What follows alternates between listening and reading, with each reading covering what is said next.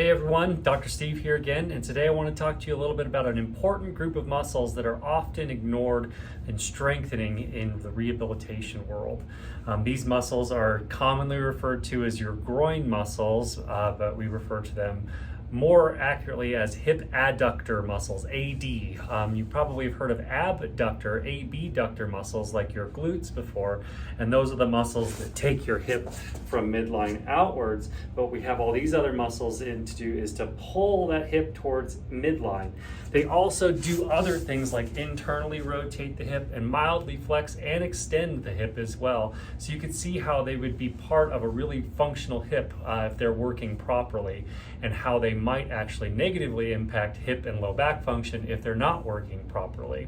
So what I want to do today is to show you a progression of exercises that I usually take patients through when I kind of think that their hip adductors might be part of the problem that they're having. And a lot of times they feel like they're tight in there and they'll stretch and nothing will change. And sometimes that's because the tightness that they feel in those things is actually due to weakness in those muscles. So we need to train them up to be able to fire correctly, have endurance, and have strength as well. So let me show you a few different exercises that we go through to kind of get those hip adducting muscles working again. The first one is an isometric exercise that we use. And I'm going to be working this downside thigh here. We just need to get into a side lying position, whichever way feels most comfortable to you. We want to straighten out that bottom leg, and all we're going to do is just lift that guy as high as we possibly can from midline and just hold it here. Usually with isometric holds, I like to get them somewhere between 20 or 30 seconds at a time, and then we'll usually do 3 to 5 reps of those kinds of things. The next one is a bit of a step up from that, and it's called an oblique plank. And what's nice about that is that it fires not only our adducting muscle, but it works these side obliques and another stubborn muscle for people, which is called QL, or quadratus lumborum. So what we do for this position, it's another type of isometric thing like a plank, but we're going to be loading this top side adducting muscle with this movement here. We want to get this front leg out in front of us and bent at 90 degrees, and this back one behind us, almost like we're in a side lying lunge.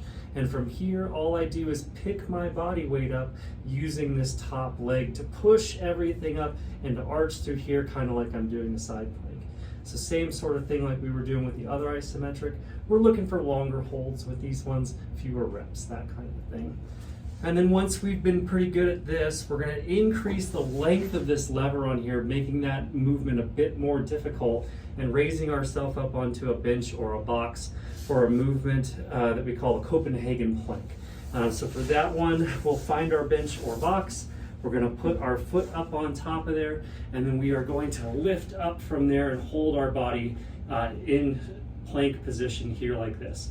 We can then progress on this one to working concentric strength by doing hip dips from there. And that would be a bit of a progression upwards from where we're talking about with just the hold. Then from there, we're going to try to get into a standing position and challenge these hip abductors or adductors in a bit of a different way. 2 different movements that we can do here. Well, the first one I'd like to get people working on is a closed chain version, where we're working the lengthening of this side as I come down into what we call a Cossack squat or a lateral squat. And once we're pretty good at that one, then we change this movement to a sort of open chain exercise, where we disconnect from the ground where we're landing and then reconnect, absorb that force, spring back up. So this is a lateral lunge instead. Either of these 2 movements can be loaded once we get better at them by taking a kettlebell and loading it over the side that we're trying to strengthen. If I come out here like this and keep it on my left side, now I have weight right over that adducting muscle, and I can feel much more activation there. If I instead want to work this glute on this opposite side, I can really simply move this weight over to that side, take my lunge, come back up. But you can see we're trying to load those adductors, so we would keep it over that adducting muscle, either in the lunge or in the squat.